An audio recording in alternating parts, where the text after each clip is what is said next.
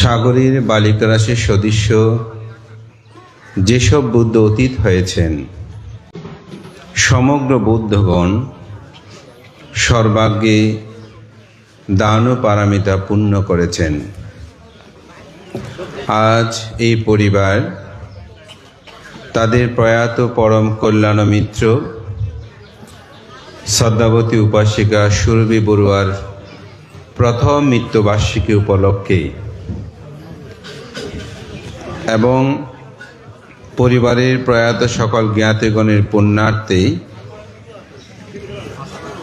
আয়োজিত অষ্টপুরস্কার সহ মহতি পুণ্যময় সঙ্গদান ও একক সধর্মদেশনা সবার সঙ্গদান অনুষ্ঠানে যিনি সভাপতিত্বের আসন অলঙ্কিত করেছেন,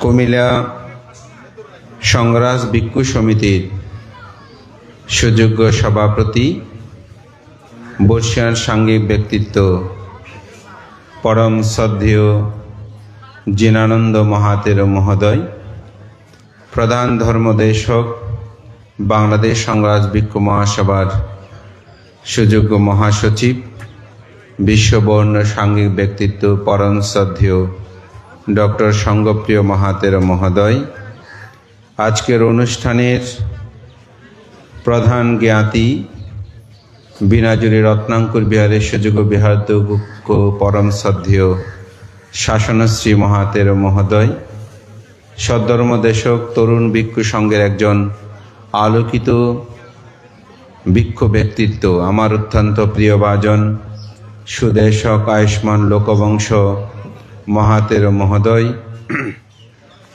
বিশেষ ধর্মদেশক নানুপুর চন্দ্রজ্যোতি বিহারের অধ্যক্ষ প্রিয়ভাজন এল ধর্মরত্ন মহাতেরও এবং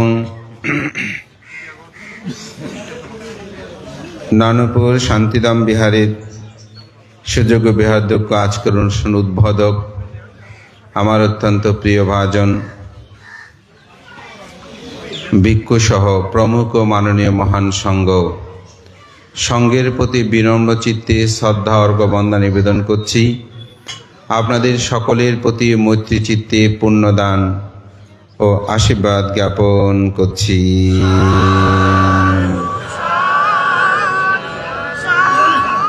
আজকের যিনি ব্রতী, তিনি বারংবার বলেছেন ভান্তে ধর্মদর্শনা হয়। আমাদের বর্তমান সময়ের যে প্রেক্ষাপট, আমাদের সবার কর্ম চাঞ্চল্যতা সবার মধ্যে বিদ্যমান। তো একবার সভা শেষ করে আবার সভা শুরু করতে সবাই আসা এটা কঠিন হবে। বরং আপনি একটানায় যদি করে যান তাহলে ধর্ম আলোচনাটাও হবে এবং আমি মনে করি এটা ভালো হবে।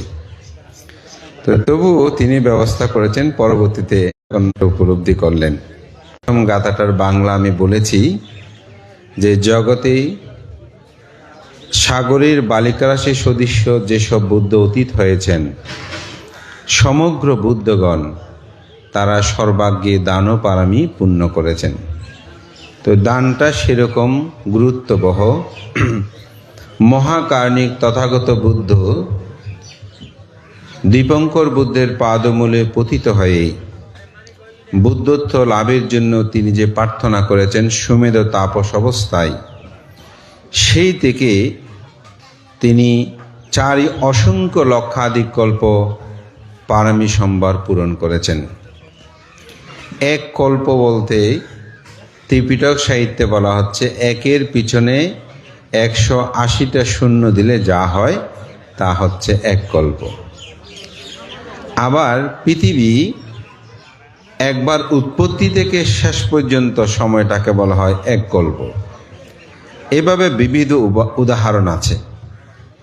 অনেক ধর্ম নিন্দুক বলে এই কল্পগুলো কি কেমন, এগুলো সংখ্যা কি? তা আমি সেই ধর্ম নিন্দুকদেরকে বলি যে এখন পৃথিবীর আয়ুষ্কাল যে 25,000 লক্ষ বছর, 50 লক্ষ বছর, এক একজন বিজ্ঞানী যে এরকম বলছে। আজ থেকে যদি 1000 বছর পরে এই বছর গণনাটা যদি পরিবর্তন হয়ে অন্য কিছু গণনা হয়, তখন কি এটা মিথ্যা হয়ে যাবে? তো বুদ্ধের সময়কালে, এটা 2500 বছর আগে বুদ্ধের সময়কালে সময়গুলোকে এরকম কল্প দিয়ে গণনা করা হতো। ওখানে তো সংখ্যা আছে যে 101-এর পিছনে 180টা শূন্য দিলে যেমন হয় তেমন। তাহলে কল্পের ব্যাখ্যা যদি একেবারে না থাকতো তাহলে কথা ছিল। যেমন যোজন, আপনারা দেখবেন বুদ্ধের সময়কালে কিন্তু মাইল ছিল না, কি ছিল? যোজন ছিল। আমরা ছোটবেলায় 2 মাইল 5 মাইল শুনতাম। এখন কি? এখন কিলোমিটার না, এখন বলছে 1 কিলোমিটার 2 কিলোমিটার। তো আগে তো মাইল ছিল, কিন্তু মাইল আর কিলোমিটার যখন হিসাব করা হয় তখন কতটুকু এটা কিন্তু আমরা পেয়ে যাই। তো বুদ্ধের এটা আমাদের 50 বছরের জীবনে আমরা পরিবর্তন দেখছি, তো 2500 বছরের জীবনে পরিবর্তন কি হবে না? তা আমাদের ভিক্ষু সংঘরা যখন কল্প ব্যাখ্যা করে তখন অনেক নিন্দুক তারা বলে যে আবার এটা কল্প কি, কিসের গণনা, এরকম করে অনেক নিন্দুক আছে। তো নিন্দুক নিন্দা করবে, অধর্মবাদী অধর্ম চিন্তা করবে, ধর্ম লঙ্ঘনকারী মিথ্যাবাদী পরলোক বিশ্বাসহীন মানুষের দ্বারা এমন কোনো কথা নেই বলতে পারবে না, এমন কোনো কাজ নেই তিনি করতে পারবে না। এটা বুদ্ধ ধর্মপদের মধ্যে বলেছেন যে যেই মানুষ মিথ্যাবাদী, যিনি ধর্ম লঙ্ঘনকারী, পরলোক বিশ্বাসহীন, দেখবেন সে মানুষ যে কোনো কর্ম, যে কোনো পাপকর্ম তিনি সম্পাদন করতে পারবেন। কারণ তার মধ্যে তো কোনো পরলোক বিশ্বাস নাই, মৃত্যুর পরে যে দুঃখ হবে সেটা তার মধ্যে কোনো চেতন নাই। তিনি তো ধর্ম কি সেটা মানতে চায় না, স্বাভাবিকভাবে সেটা সে করবেই। তাই জন্যই বলছে তথাগত বুদ্ধ যে ধর্ম লঙ্ঘনকারী পরলোক বিশ্বাসহীন তার পক্ষে মিথ্যাবাদী এমন কোনো কর্ম নাই তিনি করবে না। তা আমাদের মধ্যে এরকম অনেকে আছে। তো বুদ্ধের যে কল্পকথা বলছি এরকম তো 1-2 কল্প নয়, 4 অসংখ্য লক্ষাধিক কল্প বুদ্ধ পারামি পূর্ণ করেছেন বুদ্ধ হওয়ার জন্য। এবং সে বুদ্ধত্ব লাভের সময় তার এই পুণ্যতার প্রয়োজন হয়েছে। যখন তিনি গয়ার বজ্রাসনে বুদ্ধিমিক্ষতলে বসলেন, তখন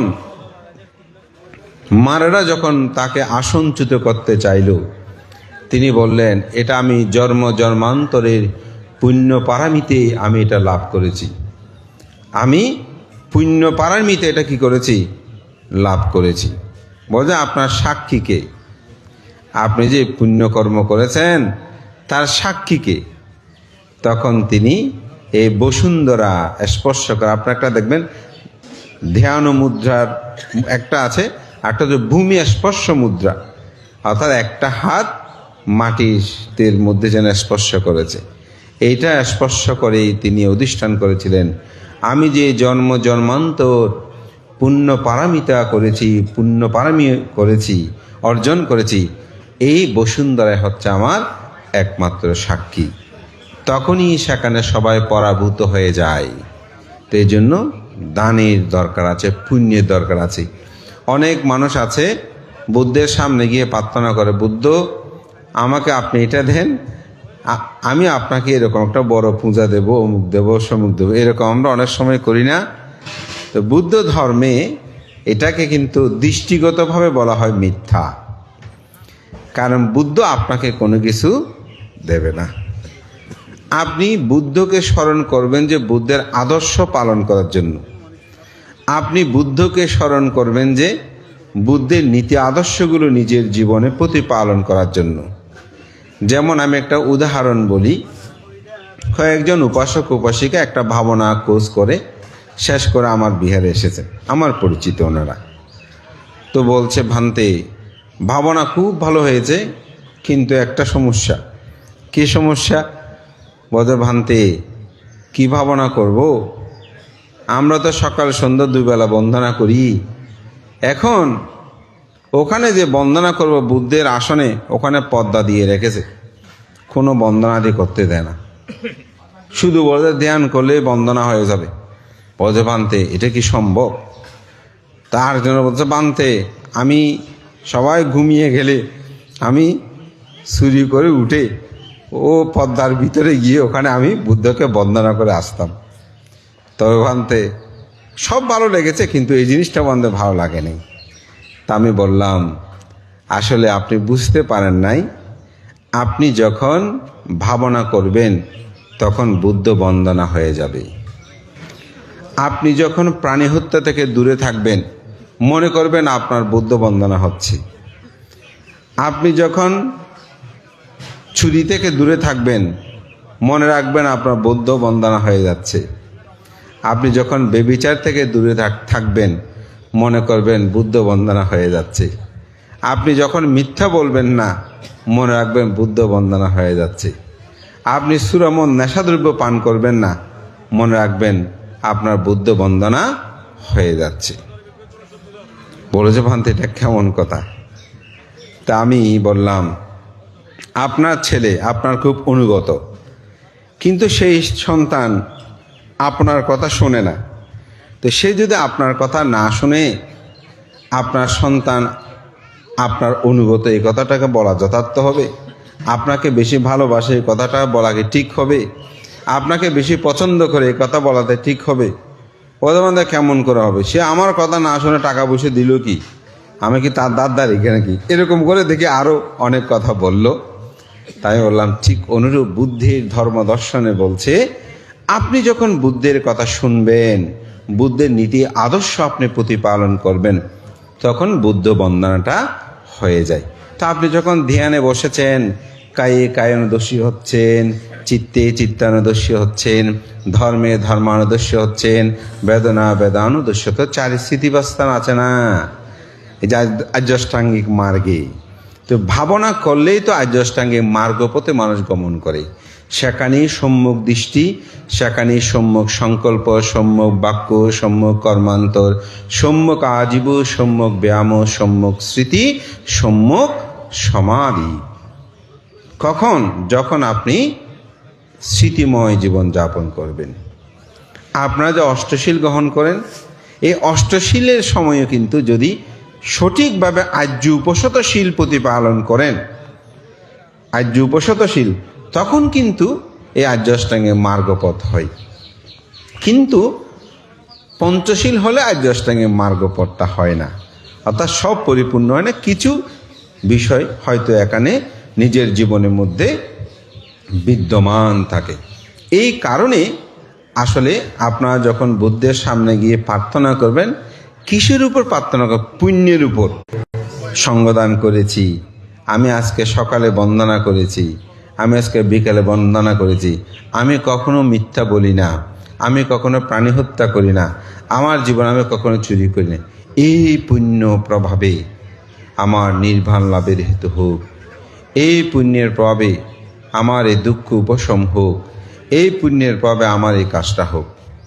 এইভাবে প্রার্থনা কিসের উপর? পুণ্যের উপর, আপনার কর্মের উপর। বুদ্ধ যেমন কোনো ঈশ্বর দেবতা কারো কাছে বুদ্ধ খুঁজেছেন বুদ্ধ হওয়ার জন্য? কার কাছে খুঁজেছেন? নিজের কাছে, নিজের কর্মের কাছে। আপনি যেমন কর্ম করবেন তেমন ফল আপনি লাভ করবেন। এজন্য আমি দ্বিতীয় কথায় বলেছি, আত্মা হি আত্মানুনাত্ম কহিনাত পারসিয়া। আমি আমার ত্রাণকর্তা, অন্য কেউ আমার ত্রাণকর্তা নয়। আমি আমার কর্মের নিয়ন্তা। আমি আমাকে যদি সংযত করতে পারি, আমাকে যদি আত্মা নাহি সুদান্তে না থাং লাভাতি ধুল্লাবাং, আমি যদি আমার চিত্তকে দমিত করতে পারি, আমার মনকে যদি আমি দমাতে পারি, তাহলেই আমার জীবনের সমগ্র প্রাপ্তি, দুর্লভ প্রাপ্তিকে সমর্থ হবে। এজন্য নিজের উপর, নিজের কর্মের উপর আপনাকে নিয়ন্ত্রণ আপনি নিজেই। এই জন্যই বুদ্ধ ধর্ম দর্শনে কর্মবাদ এটি অতীব গুরুত্ববহ। জগতে সংসারে কেউ যদি মনে করেন যে অমুক আমাকে দুঃখ দিচ্ছে, আসলে সে আমাকে দুঃখ দিচ্ছে না, দুঃখটা আমার মধ্যেই আমি নিজেই সৃষ্টি করছি। আপনি যদি তাকে ত্যাগ করতে পারেন, দেখবেন সে দুঃখ আপনাকে স্পর্শ করতে পারবে না। আপনি যদি নিজেকে শুদ্ধ করতে পারেন, সেই দুঃখ আপনাকে দিতে পারবে না। আপনারা জুতা আবিষ্কারের গল্প শুনেছেন অনেকে, যে রাজা বলছে আমি রাজ্যের মধ্যে হাঁটতে চাই যাতে ধুলিবালি আমার পায়ে না লাগে। তো কি করেছে? পুরো রাস্তা কার্পেট বিছাতে শুরু করেছে। এখন রাজা দিক দিয়ে কার্পেট দিয়ে হেঁটে গেলে আস্তে আস্তে কার্পেট ময়লা হয়ে যায়, ঘুরে আস্তে আস্তে ময়লা হয়ে যায়। বলছে না, এটা হচ্ছে না। তো সর্বশেষ একজনে পরামর্শ দিল, এই রাস্তা আমাদের উপসা পরামর্শদের রাস্তা ঝাড়ু দিতে। তো এদিকে ঝাড়ু দিয়ে গেলে আবার ফিরে আস্তে আস্তে আবার ময়লা হয়ে যায়। হ্যাঁ, আমাদের উপসা একটা পরামর্শ দিল। তো একজনে পরামর্শ দিল, না, এত রাস্তাঘাট পরিষ্কার পরিচ্ছন্ন করার দরকারও নাই, কার্পেটও দেওয়ার দরকার নাই, পাটা আপনি মুড়িয়ে ফেলেন, অর্থাৎ কাপড় দিয়ে আমরা জুতা পরি, তো পাটা যদি পায়ের মধ্যে যদি আপনি জুতা পরেন, যেখানে যাবেন যান, ময়লা আপনার পায়ে লাগবে না। দেখেন, অর্থাৎ আপনার পা যদি আপনি সুরক্ষা করতে পারেন, কার্পেট যদি সেখানে মুড়িয়ে দেন পায়ের মধ্যে, এই যে আমরা জুতা পরছি না, সব জায়গায় যাচ্ছি, মোজা পরছি, জুতা পরছি না, তো এখন আমাদের পায়ে কি আর ময়লা লাগে? লাগে না। তো পানি হলে সেরকম, হ্যাঁ, জুতা যখন আমরা পরিধান করি পায়ে পানিও লাগে না। অর্থাৎ নিজেকে যদি সুরক্ষা করি, আপনি যেখানেই যান না কেন, আপনাকে কোনরূপভাবে কোনো পাপ স্পর্শ করতে পারবে না। এই জন্য বুদ্ধ বলছেন, যার হাত কাটা আছে সে কোনো কিছু স্পর্শ করলে তার জ্বালা পোড়া শুরু হবে। যদি হাতটি সুরক্ষিত থাকে, তাহলে সেখানে কোনো কিছু তার বিষ স্পর্শ করলেও তার কোনো ক্ষতি হবে না।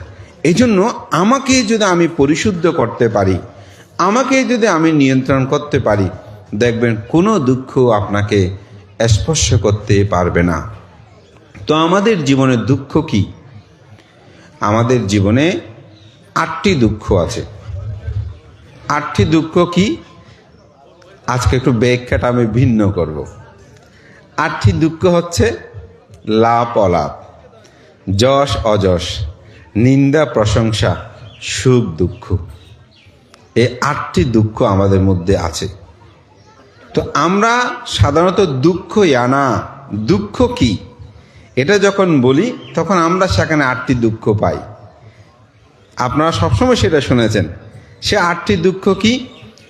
জন্ম দুঃখ, জরা দুঃখ, ব্যাধি দুঃখ, মরণ দুঃখ, অপ্রিয় সংযোগ দুঃখ, প্রিয় বিয়োগ দুঃখ, স্ফীত স্থলাবুকতা, যাহা চায় তাহা না পাওয়া দুঃখ, সংক্ষেপে পঞ্চপাদান স্কন্দ দুঃখ। এই দুঃখগুলো শুনেছি না? কিন্তু আজকে আমি একটু ভিন্নতর ভাবে বললাম যে আমি 8টি দুঃখের কথা বলি। কি বললাম? লাভ, অলাভ। তো লাভ হলে কি দুঃখ পাই নাকি? সুখ পাই না? কিন্তু সেটাও দুঃখ। কেন? এই লাভ এক সময় হারিয়ে যাবে, এই লাভ সব সময় থাকবে না। তো এই জন্য এটাকে বলা হয় সুখ ও বেদনা। এই লাভটাও কি বেদনা? সুখ ও বেদনা। সুখটাও কি বেদনা। এই বেদনা মানে অনুভূতি। এই বেদনা মানে ব্যথা না, এটা অনুভূতি। এটাও কি হবে? চলে যাবে। চলে গেলে দুঃখ না। তো লাভ, অলাভ। তো লাভটাকে আপনি দুঃখ কেন বলছেন মানতে? সেদিন আমি একটা দেশনের উদাহরণ দিয়েছি। ফুটবল খেলা দেখছে, তো হঠাৎ ফুটবল খেলায় তার দল জিতে গেছে। জিতে গিয়ে সে এমন জোরে লাফ দেওয়া শুরু করে স্ট্রোক করে মারা গেল। তাহলে সুখ তার কাছে দুঃখ হয়ে গেল না? সুখ তার কাছে কি হয়েছে? দুঃখ হয়েছে। এই কিছুদিন আগে এক ফাঁকে গিয়েছি, তো ওখানে বলতেছে, ভান্তে আমার ছেলে যখন জন্মগ্রহণ করলো, আমরা বাদ্য বাজনা সহকারে তাকে গ্রামে নিয়ে গিয়েছিলাম। তো এখন আমার বাবা সেই নাতি হয়েছে খুশিতে যেতে উনি স্ট্রোক করে, শুধু খবর পেয়েছে যে ওই খুশিতে উনি স্ট্রোক করে মারা গেল। তাহলে চিন্তা করে দেখেন যে খুশিতেও মানুষ মরে। জন্য বলছি লাভ, অলাভ। অলাভ তো দুঃখ আছেই। নিন্দা, প্রশংসা। মানুষ যখন নিন্দা শুনে দুঃখ পায় না, প্রশংসাতেও দুঃখ আছে। পরে যদি প্রশংসা না করেন তাহলে তার বেদনা উৎপন্ন হয়। তাহলে বলছে কি লাভ, অলাভ, নিন্দা, প্রশংসা, যশ, অযশ, খ্যাতি এরি, থাকলেও দুঃখ, না থাকলেও দুঃখ। লাভ, অলাভ, যশ, অযশ, নিন্দা, প্রশংসা, সুখ, দুঃখ। এই সুখ ও দুঃখ এগুলো আমরা নিজেরাই উপলব্ধি করতে পারি। একটু একটু গভীরে গেলে এটা বুঝে যাবে। তো বুদ্ধ বলছে এই লাভ, অলাভ, যশ, অযশ, নিন্দা, প্রশংসা, সুখ, দুঃখ, এই সব কিছু হচ্ছে কি অনিত্য, দুঃখ অনাত্মা। সুখও অনিত্য, দুঃখটাও অনিত্য। তাহলে যাহা দুঃখ, যাহা অনিত্য তাহা কি দুঃখ। তাহলে আমি যে সুখ আপনাদেরকে বলছি দুঃখ, লাভ দুঃখ, কথাটা মিলেছে? মিলবে, মিলবে না? তাহলে লাভটা দুঃখ না? কারণ লাভ ওইটাও তো অনিত্য। তো যাহা অনিত্য তাহা তো দুঃখ, যাহা দুঃখ তাহা অনাত্মা, আমার নয়।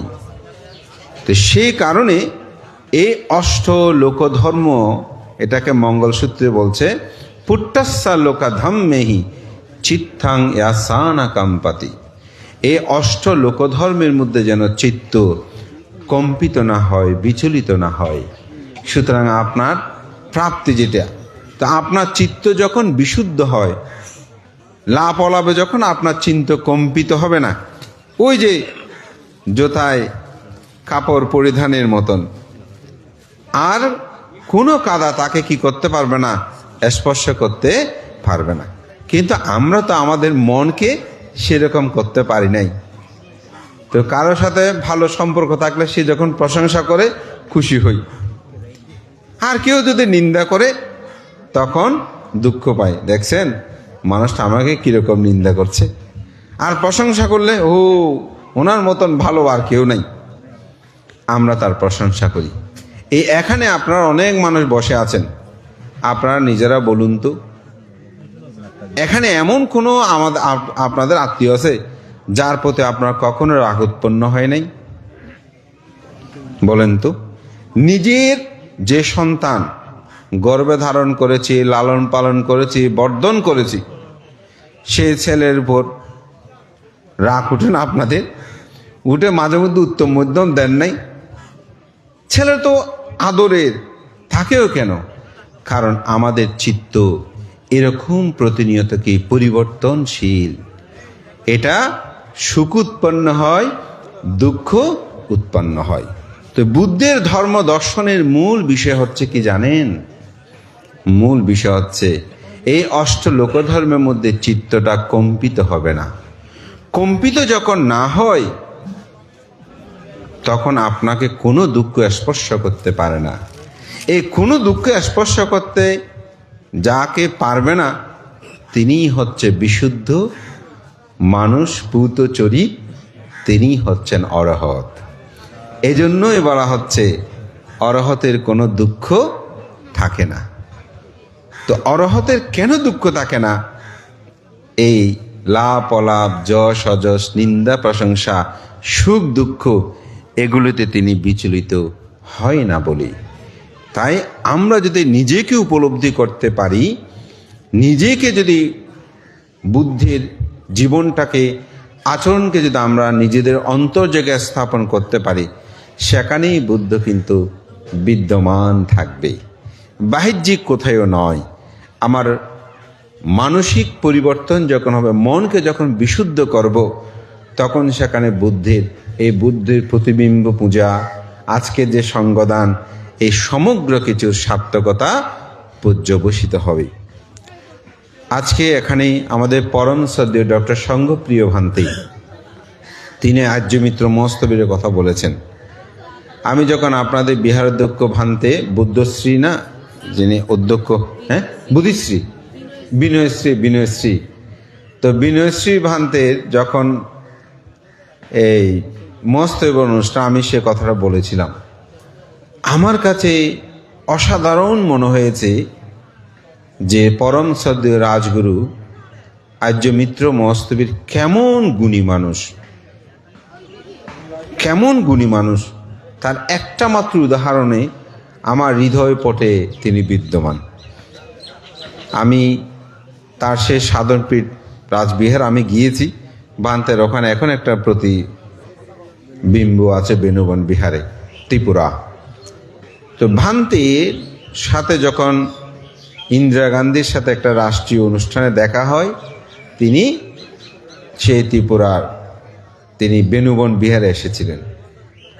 তো ওনার তো অনেক তারা, তো একটা রাষ্ট্র প্রধান, আর এটা যেমন তেমন রাষ্ট্র নয়, এটা মহাভারতের একজন প্রধানমন্ত্রী ইন্দিরা গান্ধী এসেছেন।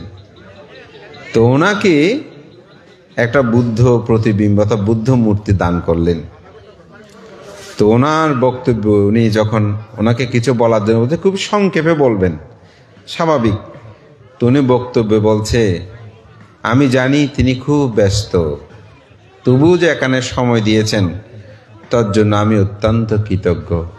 আমার বলার কিছু নেই, আমি যেই উপহারটুকু ওনাকে দিয়েছি সেখানে আমার সমগ্র কথা নিহিত আছে। আমি যে উপহারটুকু দিয়েছি ওই উপহারের মাঝে আমার সমগ্র কথা নিহিত আছে। বক্তব্য শেষ। কি উপহার দিয়েছেন? একটা বুদ্ধ প্রতিবিম্ব অর্থাৎ বুদ্ধ মূর্তি তিনি দান করেছেন। বলছেন ওখানে আমার সমগ্র কথা কি আছে? নিহিত আছে। অর্থাৎ বুদ্ধের শিক্ষাই আমি আপনাকে দান করেছি, আমার আর কোনো কিছু বলার নাই। কোন বুদ্ধ মূর্তি দিয়েছে আমি জানি না, তবে আমি যখন ইন্দিরা গান্ধীর সে সাধনপীঠ তার সমাধিস্থলে, ওখানে কিন্তু অনেকগুলো আমি বুদ্ধ প্রতিবিম্ব দেখেছি। অর্থাৎ ওনারা প্রচ্ছন্নভাবে হলে বুদ্ধ ভক্ত ছিলেন। এই কথাটার গভীরতাটাকে আপনারা উপলব্ধি করতে পাচ্ছেন? কি দিয়েছেন? অর্থাৎ বুদ্ধ আদর্শ শিক্ষা দিয়েছেন। এখানে আমার কথা বলা হয়ে গেছে, শেষ। কেমন পাণ্ডিত্যপূর্ণ হলে একজন মানুষ এরকম কথা বলতে পারে, আমার মাথায় তো এই কথাটা জীবনে আসে নাই, আমিও তো আসলে চিন্তা করি নাই। যখন আমাদের ডাক্তার প্রভাত চন্দ্র বড়ুয়া মহোদয় এই বিনয়শ্রী ভান্তের আপনারা যে অন্ত্যেষ্টিক্রিয়া ম্যাগাজিনটা, সবাই তো ম্যাগাজিনের জন্য ঠান্ডা হেসরা করেন, পড়েছেন কিনা তো জানি না, বইটা একটু পড়বেন, অনেকের ঘরে এখানে থাকবে। আমি ওখানে এটা পেয়েছি, আমাদের প্রফেসর উপাচার্য ডক্টর প্রভাত চন্দ্র বড়ুয়া তার লেখনীতে তিনি এই কথাটা লিখেছেন, অবাক হয়েছি। অর্থাৎ নিজেকে জাগ্রত করার কথা এখানে বলছেন, বুদ্ধ শিক্ষা। তাই কর্ম এবং কর্মফল এটিকে যখন কোনো বুদ্ধ তিনি গভীরভাবে অনুধাবন করে আচরণ করেন, আমি বলবো তার দ্বারা কখনো পাপ কর্ম করা সম্ভব হবে না। কারণ প্রতিটি কর্মের ফল তিনি চিন্তা করবেন, ভালো করলে ভালো কর্মের ফল, খারাপ করলে খারাপ কর্মের ফল। আপনি এটা বুদ্ধ কেউ দেবে না, আমিও কেউ দেব না, কোনো গুরু আমরা কেউ আপনাদেরকে হাত ধরে স্বর্গনরকে নিয়ে যেতে পারবো না। আমাকেও যেতে হলে আমার কাজ করে আমাকে যেতে হবে, আমার পক্ষেও সম্ভব নয় আপনাদেরকে নিয়ে যাওয়া, আমাকেও কেউ নিয়ে যেতে পারবে না। এই জন্য বলছে আত্মা হি আত্মানুনাত্তি কহি নাথ পারসিয়া। বুদ্ধের এটি অসাধারণ একটি কথা, আপনি আপনার ত্রাণকর্তা। এজন্য মহাকারণিক তথাগত বুদ্ধ যখন পরিনির্বাণ শয্যায় শায়িত হয়, তার পূর্বে তিনি যখন বৈশালীর চপল চৈত্যনগরে পরিনির্বাণ ঘোষণা করলেন যে আমি আজ থেকে 3 মাস পরে পরিনির্বাপিত হব, তখন আনন্দ অজস্র নয়নে কাটছিলেন, কান্না করছিলেন। কারণ আনন্দ তখনও মাত্র শ্রোতাপত্তি লাভী। আরও 3টা স্টেট আছে, শ্রোতাপত্তি লাভী হলেও তাকে কি করতে হবে, পৃথিবীতে আবার আসতে হবে। তো করণীয় কর্তব্য তো শেষ হয়নি। আমি একটু করণীয় কর্তব্য সম্পর্কে বলি। আমাদের অনেক উপাসক উপাসিকা মনে করে আমার ছেলে মেয়ে ডাক্তার ইঞ্জিনিয়ার হয়েছে, বিদেশে গেছে, বা আমার টাকা পয়সা আছে, ছেলে মেয়ে সব বিয়ে দিয়ে দিয়েছি, আমিও এখন রিটায়ার্ড হয়েছি, টাকা পয়সার আমার কোনো অভাব নেই, ভান্তে আমার সব কাজ শেষ, এখন আমি মরলেও মরে যেতে চাই, কোনো দুঃখ নাই। কি করছেন উনি? ওনার সব কাজ শেষ মনে করেছেন। হ্যাঁ, উনি লৌকিকভাবে একজন মানুষের জীবনে সংসার আবদ্ধ হওয়ার পর থেকে তার যে চিন্তা চেতনা, এক্ষেত্রে তিনি সমাপ্ত। কিন্তু মৃত্যুর পরে কোথায় যাবেন সেই চিন্তাটা কি তিনি করছেন? তার কর্তব্য কি শেষ? না, তার কর্তব্য শেষ হয়নি। মৃত্যুর পরে কোথায় যাবেন সেটাও একটু চিন্তা করা কিন্তু দরকার। আমাদের যিনি বর্তমান মহামান্য মনোনীত যিনি সঙ্গরাজ, পাহাড়তলী মহানন্দ সঙ্গরাজ বিহারের অধ্যক্ষ, যিনি আগামী 29 তারিখ সঙ্গরাজ পদে অভিষিক্ত হবেন, আমাদের মহামান্য ত্রয়োদশ সঙ্গরাজের অন্ত্যেষ্টিক্রিয়ার পূর্ব রাত্রি। তো শ্রদ্ধেয় ভান্তের একটা কথা আমি প্রায় সময় বলি এবং আপনাদের মধ্যে চেতনাটা উৎপন্ন করার জন্য আমি বলবো, সেটা হচ্ছে ভান্তে একটি জায়গায় নতুন ফ্ল্যাট বাড়ি উদ্বোধন করবে। তো ভান থেকে ফাং করে নিয়ে গেছে, সংগঠনাদি কর্ম শেষ হওয়ার পরে ভান থেকে রুমগুলো ঘুরে ঘুরে দেখাচ্ছে। তো দেখাতে দেখাতে বলছে ভান্তে এটা অমুক, মানে সুইচগুলো আমি ইটালি থেকে এনেছি, তারপর পাথরগুলো ভান্তে ভারত থেকে এনেছি, এটা অস্ট্রেলিয়া থেকে এনেছি, এরকম বিভিন্ন দানীয় দ্রব্য, লাইটিং এমন এইগুলো দেখাচ্ছে। এই রঙগুলো ভান্তে এমন করে করেছি, এই টাইলসগুলো এরকম করে করেছি, পানতে দেখো খুব ভালো হয়েছে। তো ঘর থেকে বের হবে সে মুহূর্তে বানতে বলছে, ও বা হ্যাঁ না তোমার ইন দেখে খুব ভালো সুগত আসো, আরও খুব খুশি হই, তো এরম থাগনেরও শূন্য লাগে। তো মৃত্যুর পর এদিকে গরম মধ্যে তুমি থাকতে পারবে কিনা ইয়ে না কেনা চিন্তা করছো। কথাটা খুব সহজ সাধারণ কথা, কিন্তু তার মধ্যে অনেক গভীরতা আছে। আসলে মৃত্যুর পরে আমরা সেটা পাওয়ার জন্য কি করতে হবে? এই পুণ্যকর্ম সম্পাদন করতে হবে। তো সেজন্য শুধু এই জন্মে এটা স্বল্প সময় মাত্র, কিন্তু মৃত্যুর পরে একটা জীবন আছেই।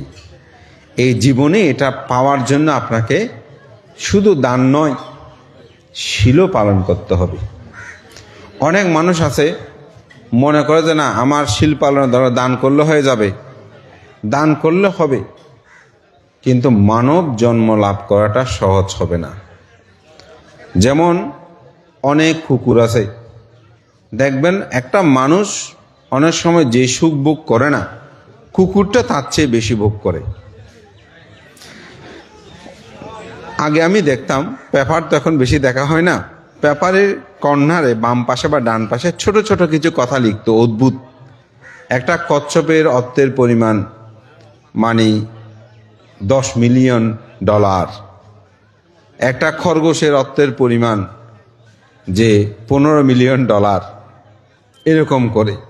তো কারণ কি, ওগুলো যারা লালন পালন করত, ওনারা ওই কচ্ছপটার জন্য, ওই খরগোশটার জন্য, কুকুরটার জন্য এগুলো কিছু টাকা উইল করে দিয়েছে, যেগুলো দেখভাল করবে এবং উদ্ভিদ অর্থগুলো ওখানে ওই ব্যাংক থেকে তুলে ওটার সেবকের বেতনও দিত, তাকে বরং বসে। এরপর এটা চক্র আকারে বৃদ্ধি হতে হতে মূলত এরকম বিশাল অর্থের জমা হয়েছে। আপনারা দেখলেন কেন এরকম হচ্ছে? একটা সাধারণ মানুষ অনেক সময় ঠিক মতো ভাত পায় না, সেখানে আপনার একটা কুকুর কিভাবে সেবা পাচ্ছে। আমাকে এক উপসিকা, ওনার মেয়ে অস্ট্রেলিয়াতে থাকে, তো ওনাদের সঙ্গদানে গেলাম, তো বলতেছে ভান্তে একটু আশীর্বাদ করবেন, আর আমার মেয়ে অস্ট্রেলিয়া থেকে, ওর একটা বিড়াল আছে, বিড়ালের অসুস্থ, সে এখন হাসপাতালে ভর্তি আছে, তো এখন তার জন্য একটু পুণ্যদান করবেন। আমার মেয়েটা খুব ভালোবাসে বিড়ালটাকে। তো এখন বিড়ালের সমস্যা কি জানেন? বিড়ালের হার্টের সমস্যা আছে, এখন হার্টের ট্রিটমেন্ট চলতেছে। আমি মনে মনে ভাবতেছি, আমাদের দেশের মানুষের হার্টের চিকিৎসা ঠিক মতো হয় না, আর ওই দেশে বিড়ালের কি সমস্যা সেটাও বের করে ফেলেছে, যে বিড়ালের তার হার্টের সমস্যা আছে।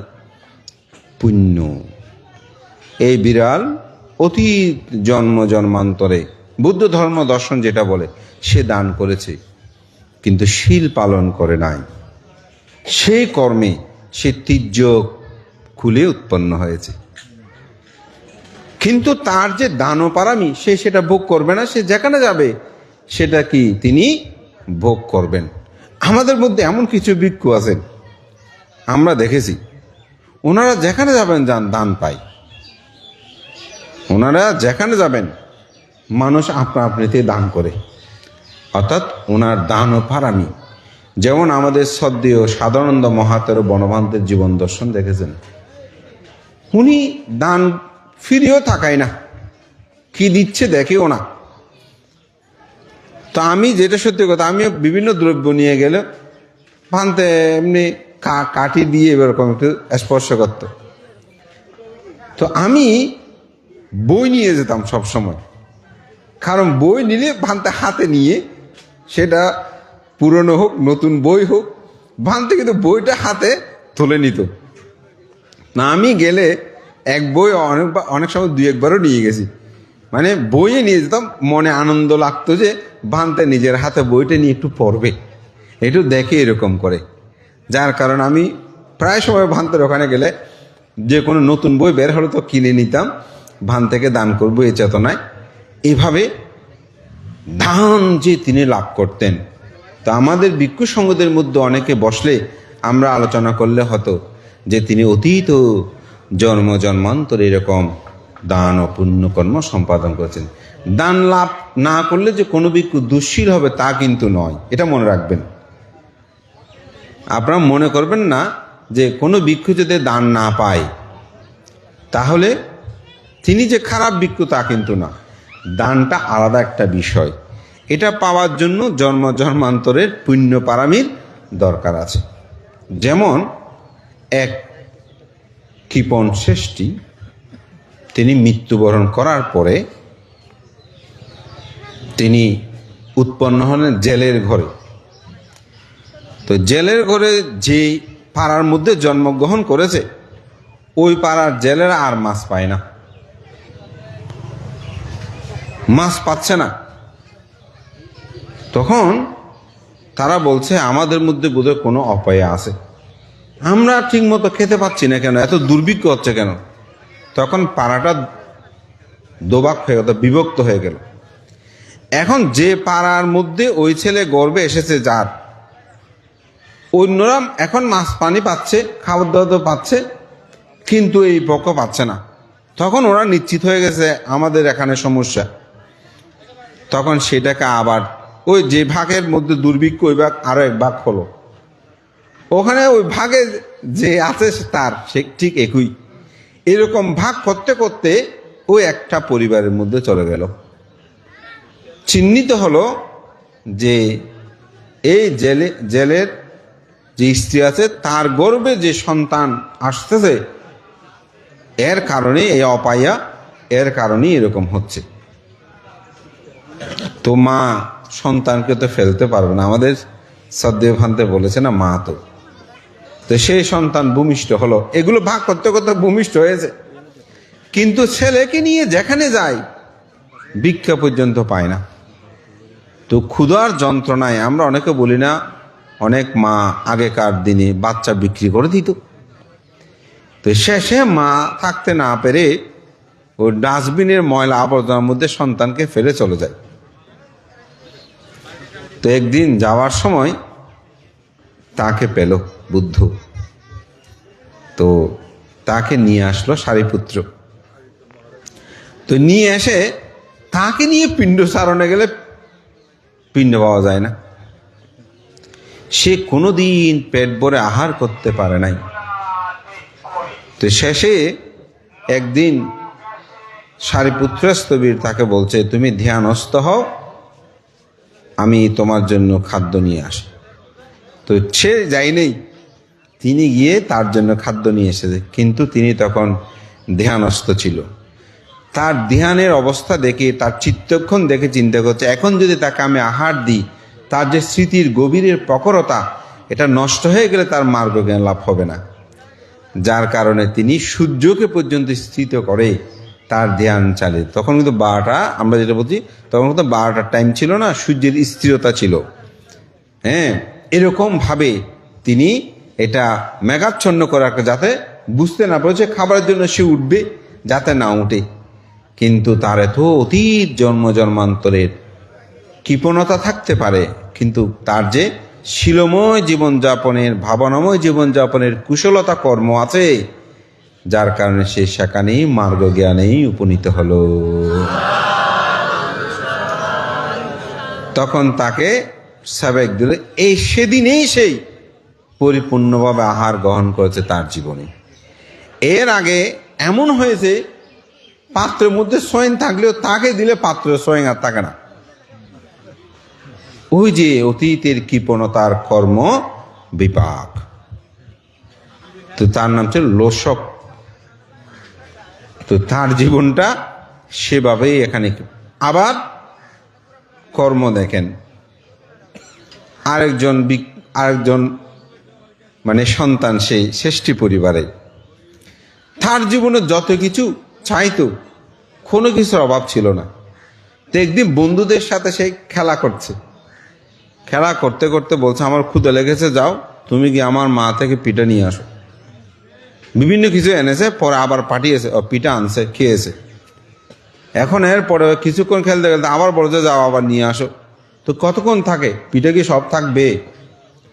তো এখন বলছে যে আপনার মা বলছে পিঠা নাই, বলে যাও নাই পিঠা নিয়ে আসো। তো এখন মা চিন্তা করতেছে, আসলে আমার সন্তান তো নাই শব্দটা কখনো শোনে নাই, কিসে বুঝতেছে না। তো যার কারণে ওই পটের মধ্যে একটা ঢাকনা দিল, কড়াইয়ের মধ্যে একটা ঢাকনা দিল, বলে আমার ছেলেকে গিয়ে ঢাকনাটা খুলে বলবে এই নাই। তো সেটা নিয়ে আসলো। তো নিয়ে এসে যখনই ঢাকনাটা খুলে তাকে দিচ্ছে, ওই নাই, বলে যে আপনার মা বলছে পিঠা নাই। খুলে দেখতেছে ওখানে পিঠা, ওখানে দেখছে তো পিঠাগুলো সবাইকে সে খাওয়ালো, সে নিজেও খেলো। বলে যে এইরকম পিঠা তো আগে কোনোদিন মা আমাদেরকে দেয় নাই। আমার মা তো ঘরে গিয়ে বলছে, মা তুমি এই নাই পিঠা কোথায় থেকে তৈরি করেছো? এই পিঠার মতন তো সুস্বাদু আর আমার কাছে আমি আর কখনো পাইনি।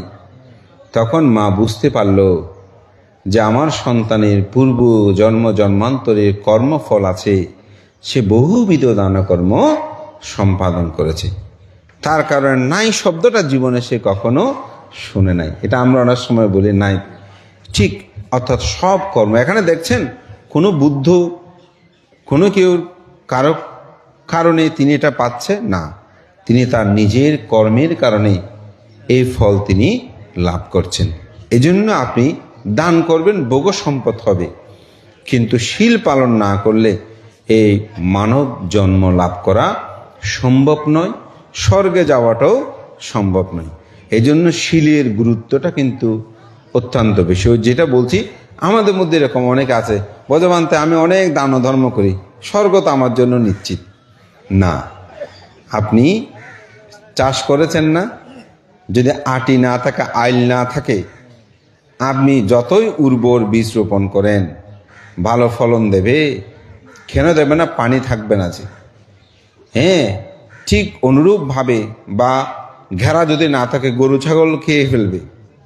ঠিক দান আপনি করছেন, কিন্তু যদি শীলময় জীবনযাপনটা না করেন, এগুলো যথার্থ ফল আপনি ভোগ করতে পারবেন। এই জন্য দান করার পূর্বে আমরা বলতে একটু আমি শীল গ্রহণ করি।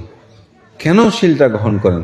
কিন্তু আমরা তো প্রথমে দান, শীল, ভাবনা এরকম করে আমরা সবসময় বলছি না, দান, শীল, ভাবনা। কিন্তু কার্যকারণ ক্ষেত্রে কীরকম করেন? শীল, দান, ঠিক না? কারণ শীল দিয়েই আপনার চারিদিকটাকে বন্দি করতে হবে, আবরণটা ঠিক করতে হবে, তখন সেটার ফলটা আপনি যথাযথভাবে লাভ করতে পারবেন, নয়তো সেটা সম্ভব নয়। এই জন্য আপনাকেই সমৃদ্ধ করতে হবে। আপনি যদি নিজেই সমৃদ্ধ হন, নিজেকে নিজে আপনি যদি নিয়ন্ত্রণ, সব কিছুর যথার্থ ফল আপনি লাভ করতে, সুখটাও আপনার, দুঃখটাও আপনার। তাই পৃথিবীর বিখ্যাত আমাদের বৌদ্ধ ভিক্ষু, যিনি মালয়েশিয়ার সঙ্গনায়ক ছিলেন, শ্রী ধর্মানন্দ মহস্তবীর নায়কা থেরো, উনি সেখানের সঙ্গনায়ক ছিলেন। তো তিনি, তার একটা বিখ্যাত বই আছে, আপনি দায়ী। অর্থাৎ আপনার ভালোর জন্য আপনি দায়ী, খারাপের জন্য আপনি দায়ী। কেউ কাউকে আসলে সুখ দুঃখ দিচ্ছে না। আমরা বলছি আমার মা আমাকে দুঃখ দিচ্ছে, ভুল কথা। আমি বলছি আমার বাবা আমাকে দুঃখ দিচ্ছি, আমি বলছি আমাকে অমুক বান্ধে দুঃখ দিচ্ছে, আমরা বলছি না। কিন্তু আসলে কেউ আমাকে দুঃখ দিচ্ছে না, কেউ আমাকে সুখও দিচ্ছে না। এই সমগ্র কিছুই হচ্ছে আমার কর্তৃক প্রাপ্ত। আপনাকে একজন ভালো বলছে না, আপনি খুব ভালো, কেন ভালো বলছে বলেন তো?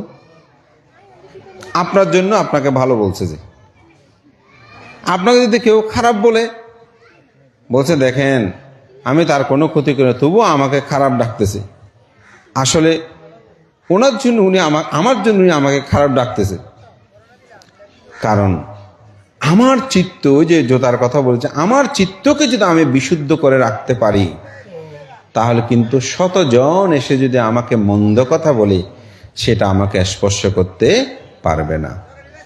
বুদ্ধের সময়কালে দুই ভাই, তো এক ভাই বুদ্ধের ধর্ম কথা শুনে তিনি খুব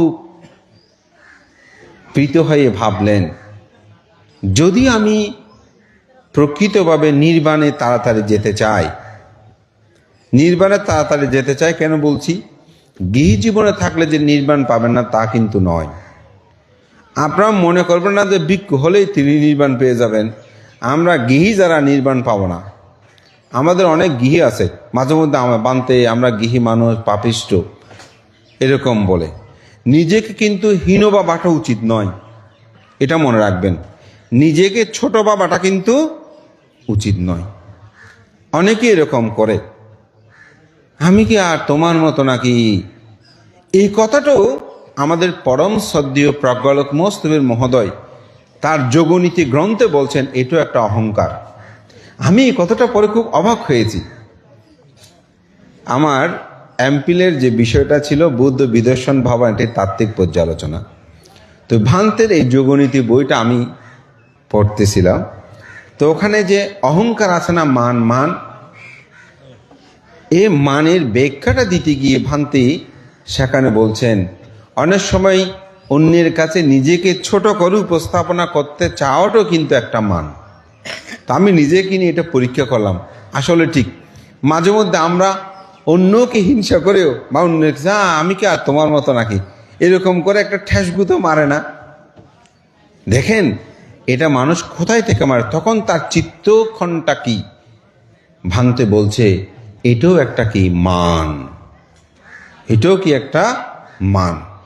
তো অনেক সময় হীন মানুষের পক্ষে কিন্তু এগিয়ে যাওয়া সম্ভব নয়।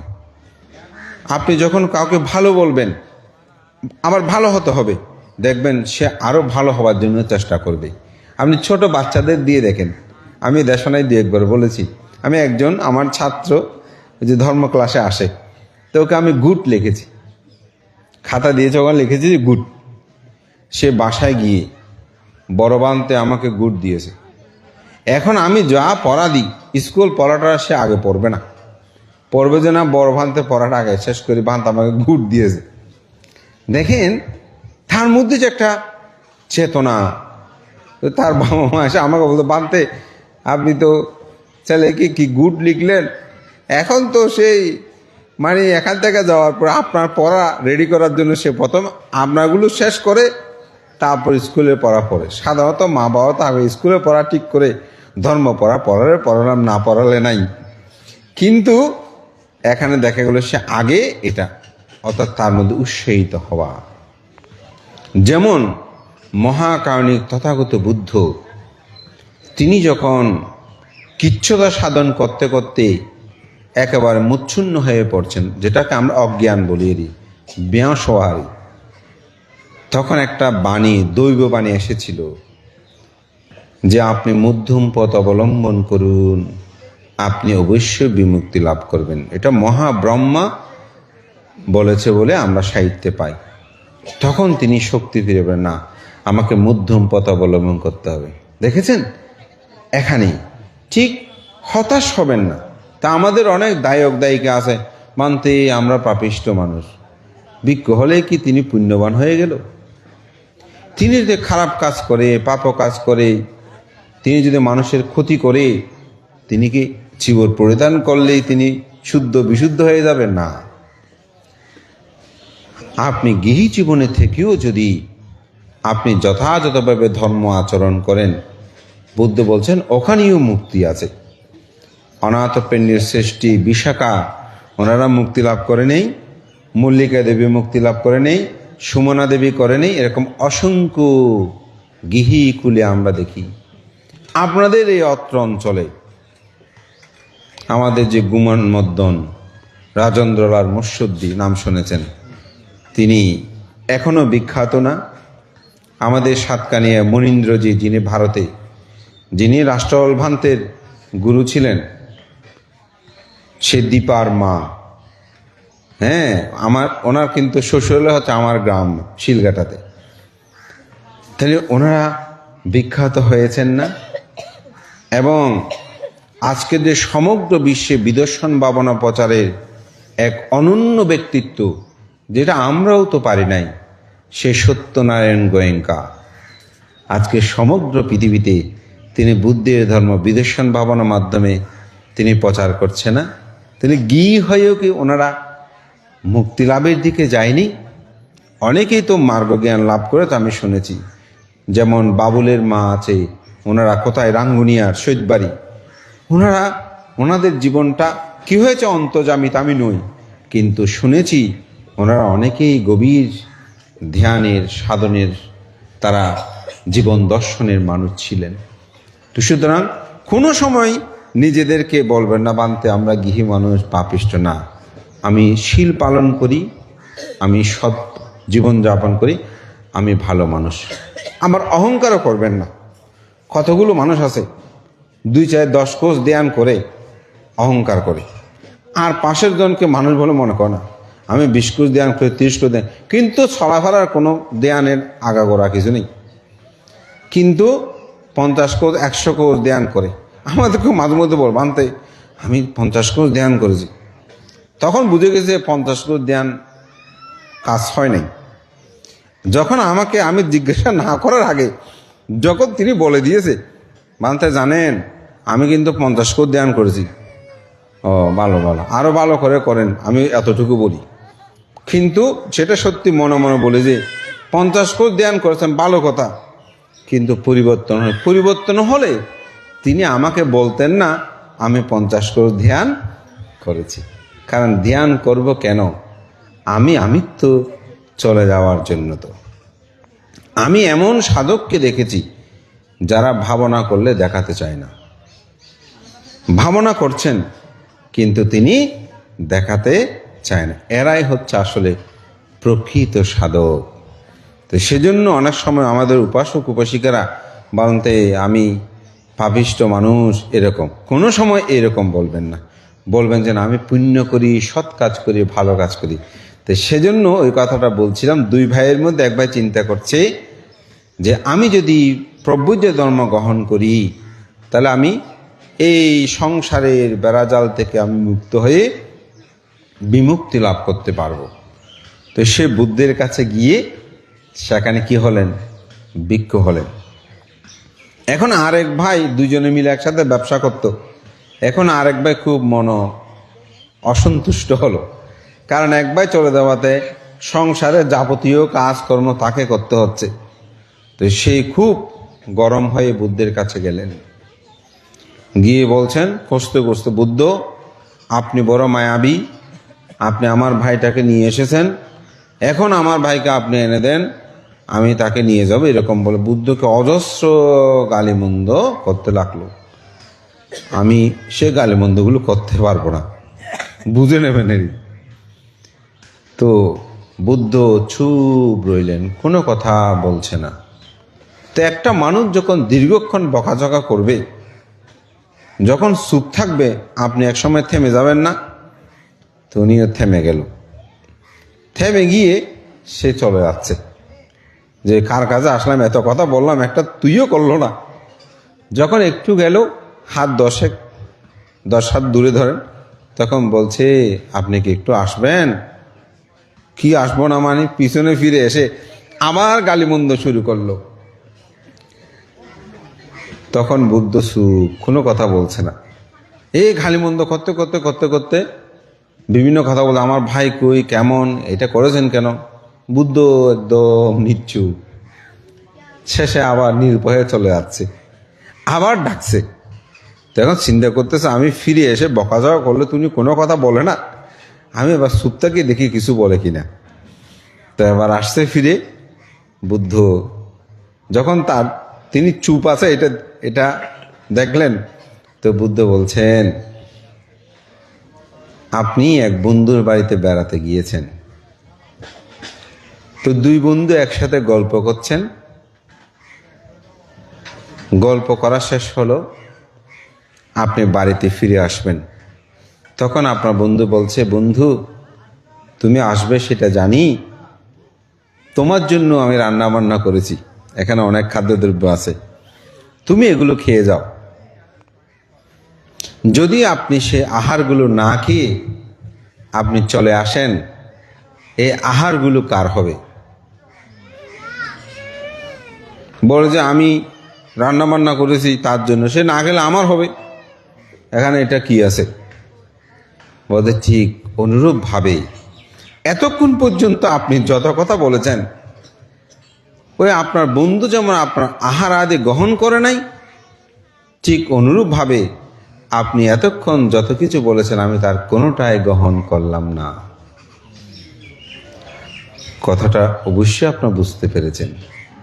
অর্থাৎ যত গালিমন্দ সে করেছে আমি তার কোনোটাই গ্রহণ করলাম না। গ্রহণ করে না যে তার প্রমাণ কি?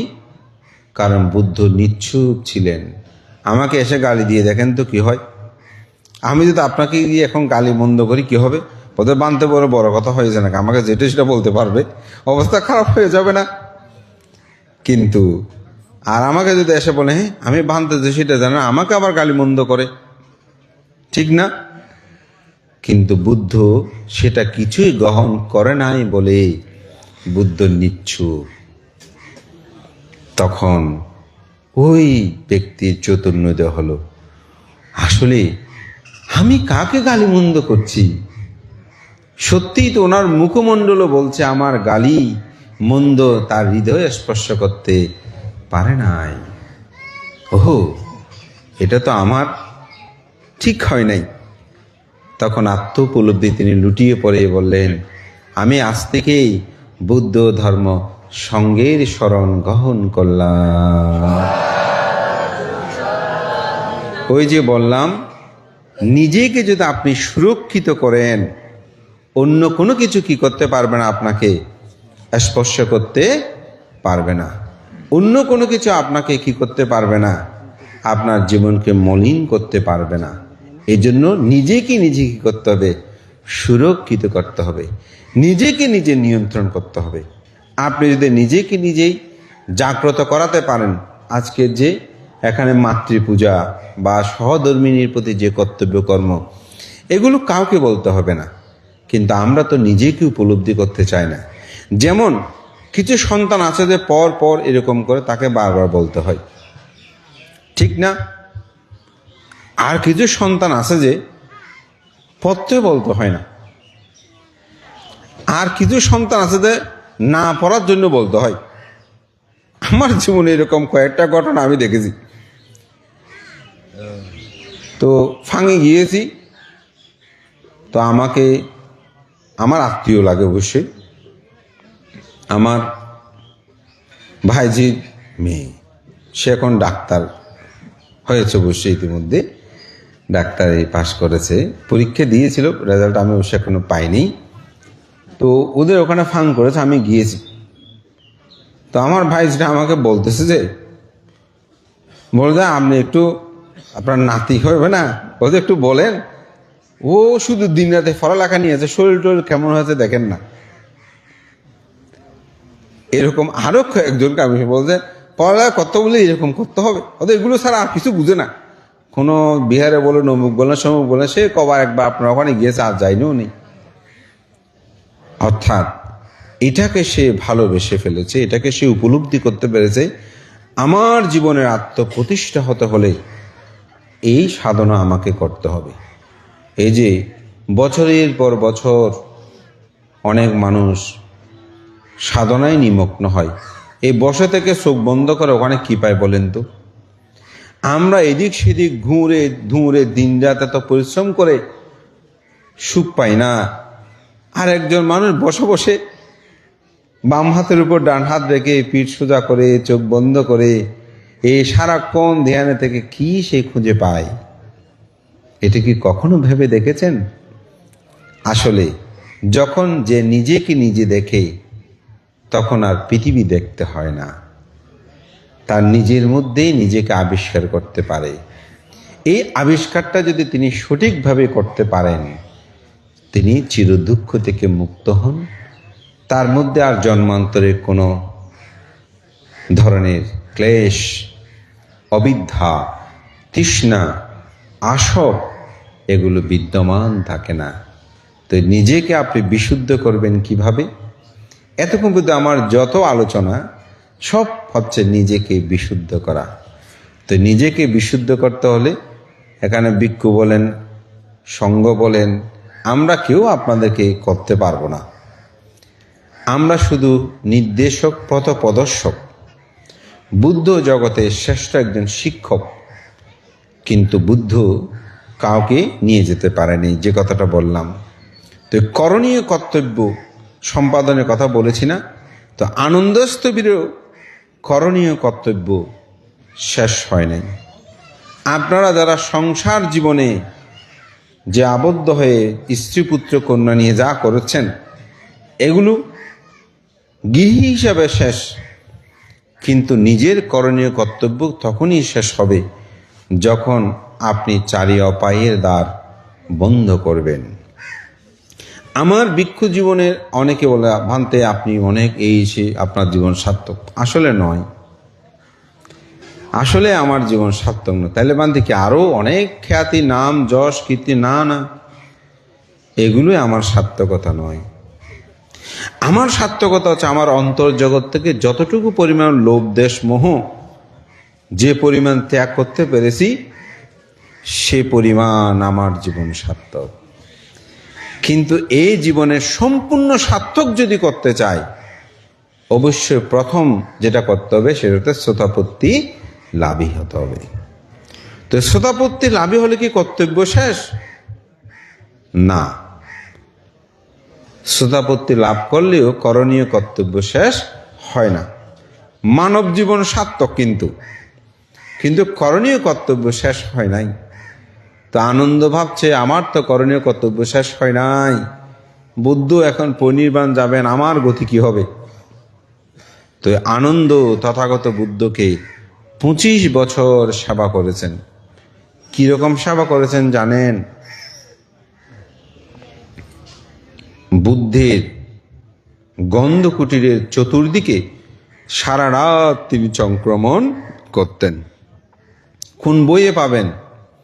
এই গ্রামেরই জন্মজাত পুণ্যপুরুষ, সে অষ্টম সঙ্গরাজ সাহিত্য রত্ন পরম শ্রদ্ধেয় শিলালঙ্কার মস্তের মধ্যে, যাকে আপনারা গর্বে ধারণ করে, মাটি ধারণ করে আপনারা ধন্য হয়েছেন না, এই বুদ্ধ সমাজ সধর্ম শাসনকে ধন্য করেছেন। সে পুণ্যপুরুষের বই এটা পাবেন। তো সেখানে বলছে সংক্রমণ করে জীবন অতিবাহিত করেছেন।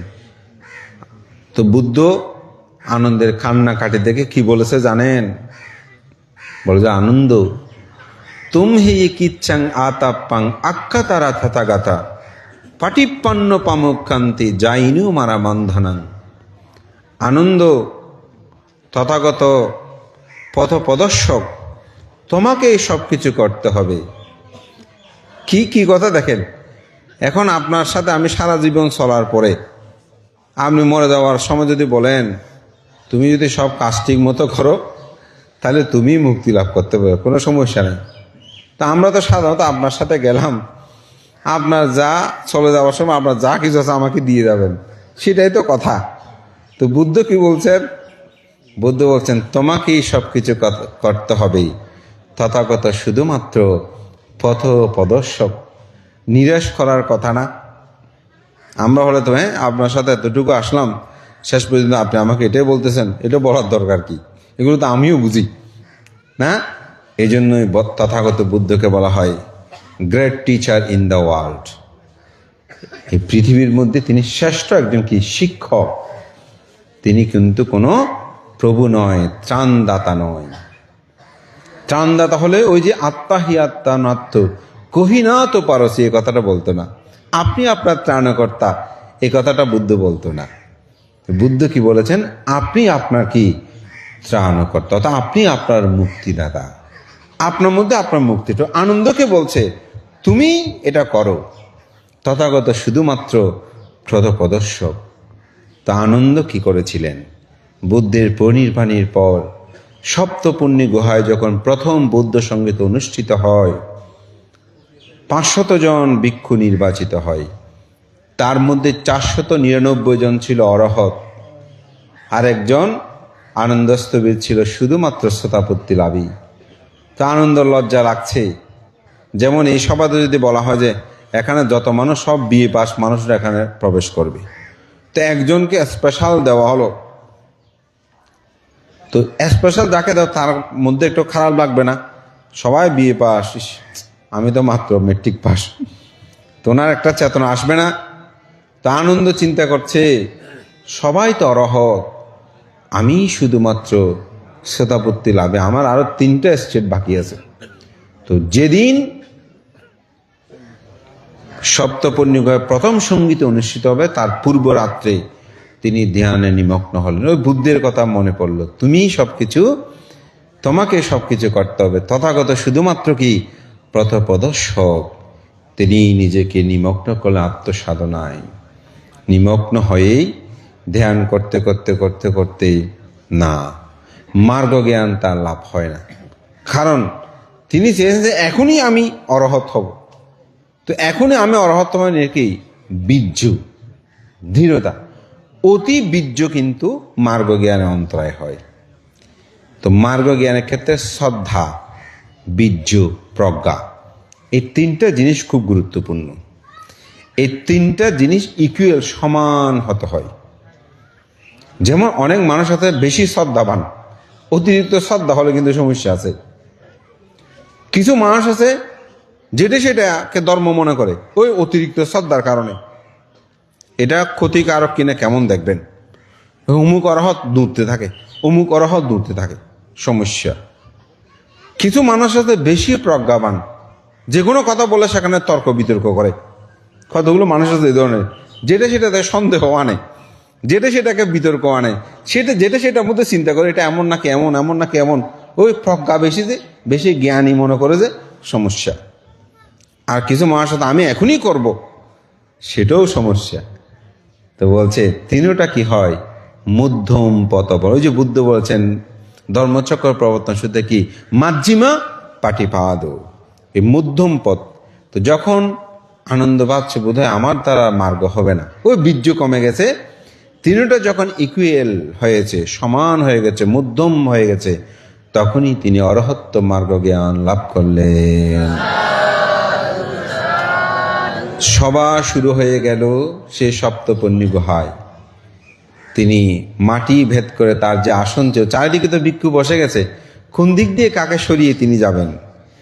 ঋদ্ধি প্রভাবে তার আসনে গিয়ে তিনি বসলেন এবং প্রথম সঙ্গীত অনুষ্ঠিত হয়। তা আমি এই কথাটা বলছি এই জন্যই, আনন্দ যিনি বুদ্ধের এত সেবা করেছেন, তিনিও কিন্তু নিজেকে মুক্তি লাভের জন্য নিজের কাজটা নিজেকে করতে হয়েছে।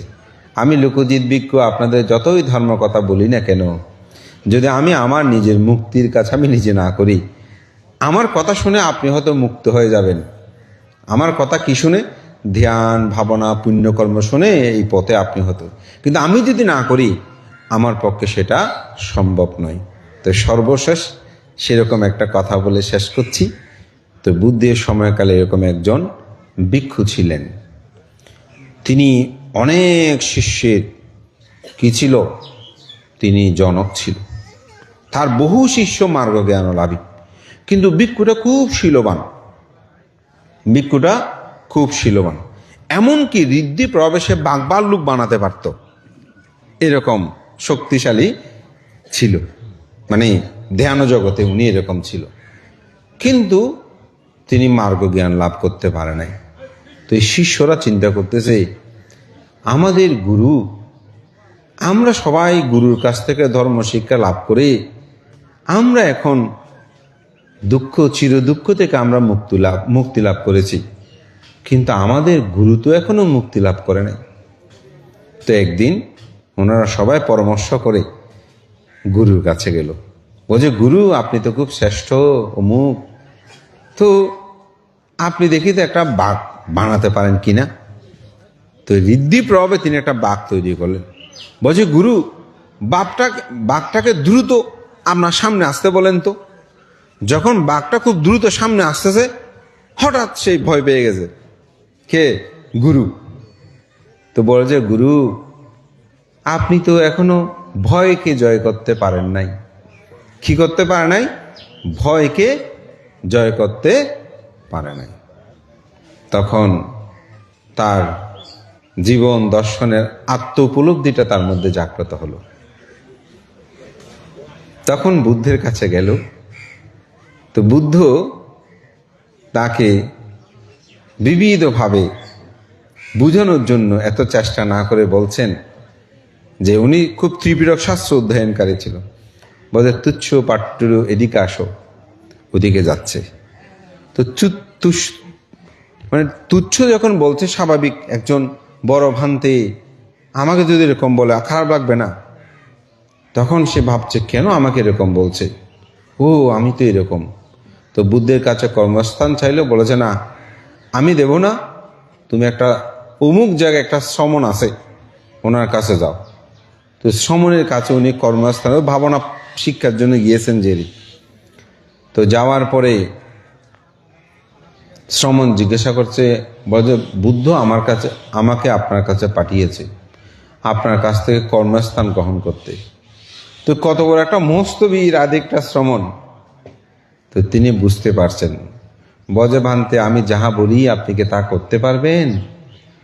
বলে হ্যাঁ, আপনার কাছে যখন এসেছি, আপনি যেহেতু ভাবনা আমাকে দেবেন, আপনি যেটা বলবেন সেটা তো অবশ্যই করব।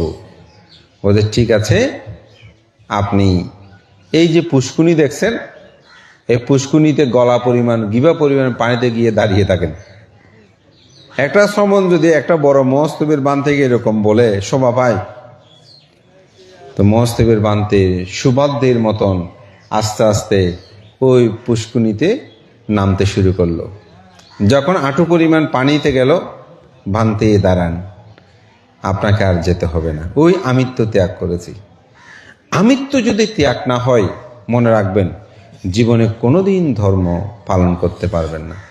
এই জন্য করণীয় মেত্তা সূত্রের মধ্যে প্রথম যে 2 লাইন, কারণীয় মেত্তা কুশলেনা ইয়ান্তাং সন্তাং পদাং আবিসমেস্সা সাক্ষ্য উজুসা সৌজুসা সোবার সস্সা মুদু আনাতিমানি।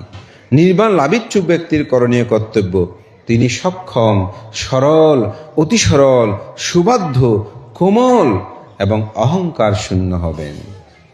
অর্থাৎ নির্বাণ লাভ করতে সহজ সরল হতে হবে, বিনয়ের প্রতি সুবাধ্য হতে হবে, কোমল মানে নরম মৈত্রীপরায়ণ হতে হবে, অতি কোমল অতি মৈত্রীপরায়ণ হতে হবে, এবং তাকে অহংকার শূন্য হতে হবে। ওই অহংকার ত্যাগ কাছে কিনে দেখেছে যে, ওই যে ভান্তি এই পাহাড়টা দেখছেন, হ্যাঁ ওখানে 6টা গর্ত দেখা যাচ্ছে। বলো যে হ্যাঁ, ওই গর্তের মধ্যে এমনভাবে সংযুক্ত আছে, একটা গর্তে ঢুকলে আর বাকি গর্তগুলোতে যাওয়া যায়। তো একটা গুইসাপ সেখানে আছে। তো গুইসাপটা আপনি কিভাবে ধরবেন ভান্তি? বলে যে আমি 5টা গর্ত মুখ বন্ধ করে একটা গর্ত দিয়েই প্রবেশ করে আমি গুইসাপটা ধরব। ভান্তি আপনার কর্মস্থান হয়ে গেছে, আপনি সেভাবেই গুইসাপটাকে ধরেন। তো আমাদের এ দেহে 5টা কি আছে? ছিদ্র আছে। কয়টা ছিদ্র? 5টা। কি কি? চক্ষু, কর্ণ, নাসিকা, জিহ্বা, ত্বক, আরটা হচ্ছে মন। এগুলো দিয়ে এক এক সময় এক একটা ঢুকে। চোখ দিয়ে একজনকে দেখেছি, ভালো লাগছে খারাপ লাগছে। কান দিয়ে একটা শুনতেছি, ভালো লাগছে খারাপ লাগছে। স্পর্শে একজনকে ভালো লাগছে খারাপ লাগছে। মুখ দিয়ে রস আচ্ছাদন করছি, নাক দিয়ে কি ঘ্রাণ নিচ্ছি। তো বুদ্ধ ধর্ম দর্শনে কিন্তু রূপ, রস, শব্দ, গন্ধ, স্পর্শ, এটা বুদ্ধিক ভাষায়। আর এমনি আমরা চক্ষু, কর্ণ, নাসিকা, জিহ্বা, ত্বক বলি। কিন্তু ত্রিপিটক শাস্ত্র বলতে রূপ, রস, শব্দ, গন্ধ, স্পর্শ, আরটা হচ্ছে মন। তো এই 6টা দরজা কি করতে হবে? 5টা দরজা বন্ধ। চোখ বন্ধ করলাম, কান বন্ধ করলাম। কিভাবে কান বন্ধ করেন? কোনো কিছু শুনলে শুনছি শুনছি বলে স্মৃতি করেন না, নাকি শুনে থাকেন? শুনে থাকলে তো হবে না। মুখে যদি রসে মিষ্টি লাগলে মিষ্টি লাগছে, তিতা লাগলে তিতা লাগছে। যখন শ্বাস প্রশ্বাস গ্রহণ করি, তখন সুগন্ধি হলে সুগন্ধি, দুর্গন্ধি হলে দুর্গন্ধি, স্মৃতি করেন না? ওই আটকিয়ে রাখেন যে এটা ঠিক না। স্পর্শ, ঠান্ডা হলে ঠান্ডা, গরম হলে গরম, এটা আমরা বলি না, ঠিক না? দেখেন এই 5টি দরজা কি দিয়ে? ওই একটা মন দিয়ে এগুলোকে ঘুরতে থাকে।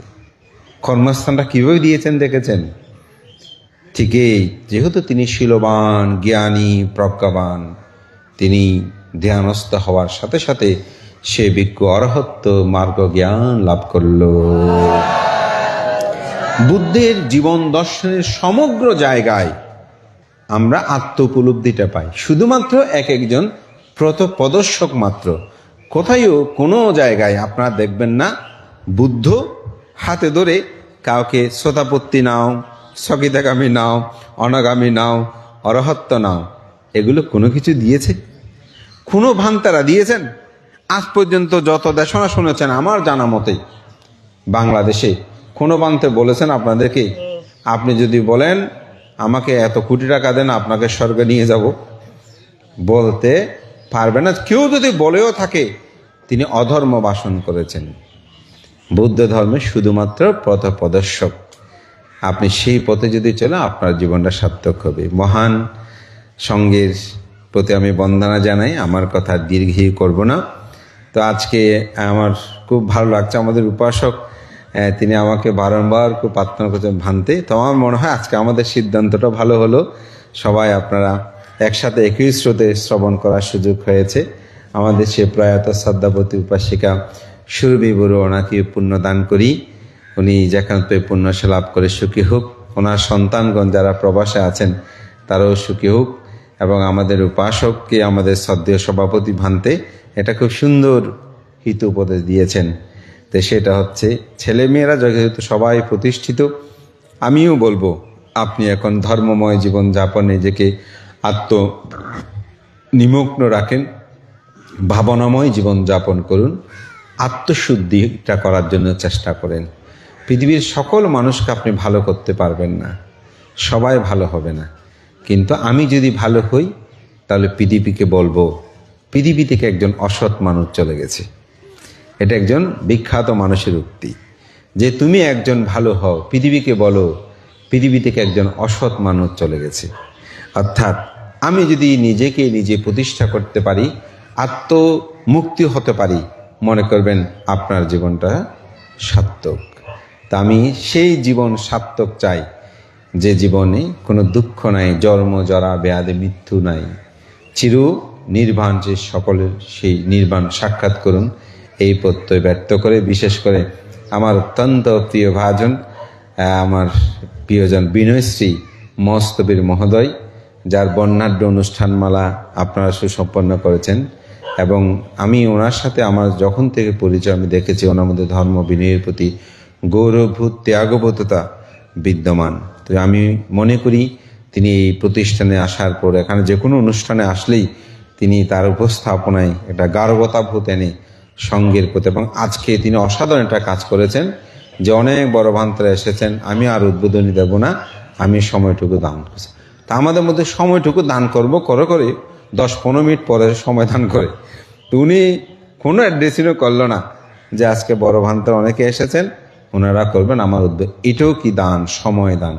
এই যে ভান্তে যে ধর্ম দানগুলো করেছে এই পুণ্য উনি লাভ করেছে, এটা মনের জন্য আমি মনে করি ওনাকেও রক্ষা করবেন, এবং ওনাকে যেভাবে সম্মান গৌরব দিয়েছেন, উনি ওনার সেদিনের বক্তব্যটা আপনারা শুনেছেন কিনা জানি না, কিন্তু আমি শুনেছি। তো ওনার অন্তর্জগতের যে হৃদয় উদারে আপনাদেরকে আশীর্বাদ দিয়েছেন, এটাই তো প্রাপ্তি।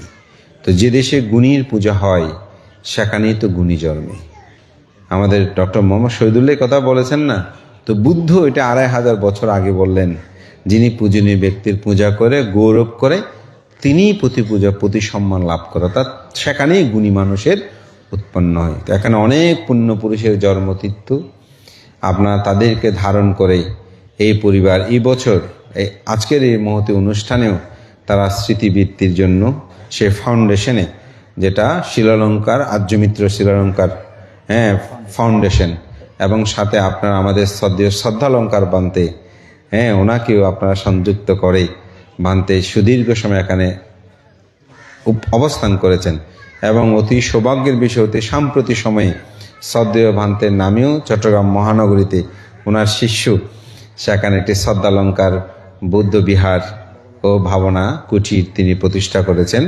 তা আমি মনে করি সে শ্রদ্ধালঙ্কার বানতে বললেই তো নানুপুর তার জীবনের সাথে অবিচ্ছেদ্য অংশ, এবং সেদিন আমাদের উপাসক সেখানে গিয়েছিলেন। তা আমি মনে করি পুণ্যবান পুরুষকে ধারণ করেছেন বলেই তো নানুপুর গ্রামটা যদি বলি বেশি নাম বলতে হয় না। তাই সুতরাং এই মহাপুরুষদের নাম বলে নানুপুর সবাই এখনো স্বনামধন্যে সগৌরবে এখনো সেই গৌরবগাথায় আপনারা বিদ্যমান। তা আমি আপনাদের সবার প্রতি পূর্ণতা, আমার একজন প্রিয় বাজন আশিস বাবু তিনি প্রয়াত হয়েছেন। তাকেও আমি আজকে একটু স্মরণ করে পুণ্যদান করি। তিনি যেখানে পুণ্য আশা লাভ করেছে, যে কোনো সবাই আসলে দেখা হলে ওনার সাথে কুশল বিনিময় হতো। আজকে তিনি নেই, আসলে মনে সে ব্যথাটা উৎপন্ন হচ্ছে। উপাসককে পুণ্যদান করি। আমাদের শ্রদ্ধাবান উপাসক বিকাশ বাবু না, বিকাশ বাবু, তিনি যে সুন্দর আয়োজন করেছেন, ওনাকেও আমি আশীর্বাদ জানিয়ে ওনার কথাটাও যে মোটামুটি রক্ষা করতে পারলাম, তার জন্য আমারও খুব ভালো লাগছে। উপাসকের শ্রদ্ধা দেখে আমি খুব প্রীতি ও আনন্দ অনুভব করছি। তো আসলে আজকে খুব ভালো হয়েছে। হয়তো সঙ্গদান আমরা এতক্ষণ একটি বিষয় নিয়ে আলোচনা করাটা সম্ভব হতো না। আজকে আমি যে বিষয়টা বারবার এখানে আমার সমস্ত উদাহরণ আমি আনতে চেয়েছি, আমি আমার ত্রাণকর্তা, আমাকেই সব কিছু করতে হবে, তথাগত শুধুমাত্র পথপ্রদর্শক।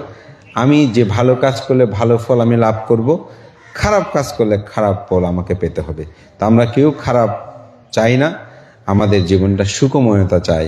এই সুখময়তার জন্যই আমরা অষ্টলোক ধর্ম থেকে বিচলিত যেন না হয়ে পৃথিবীর সমস্ত কর্মে যেন আমরা অপ্রমত্ত থাকি, সৎভাবে আমাদের স্বীয় কর্মগুলো সম্পাদন করি। এই প্রত্যয় ব্যক্ত করেই এই পরিবারের যিনি প্রয়াত হয়েছেন, আমাদের বুদ্ধশ্রীর ভাই, আমাদের বিকাশ বাবুর ভাই, ওনার নামটা জ্যোতিরত্ন, তার জন্য এখানে বিশাল একটা অনুষ্ঠান হয়েছিল। তখনই আমাকে উপাসক বলেছিল, ভান্তি আমি আপনাকে ফান করছি, আপনি অবশ্যই। তো আজকে উপস্থিত হতে পেরে আমি খুব প্রীত আনন্দ অনুভব করছি। যাদেরকে স্মরণ করে তাদেরকে পুণ্যদান করে আপনাদের সকলের উত্তর শ্রীবৃদ্ধি কামনা করে মহান সঙ্গের প্রতি আমার বন্দনা জানিয়ে আমার নাতিদীর্ঘ ধর্মকথা এখানেই শেষ করছি। জগতের সকল প্রাণী সুখী হোক।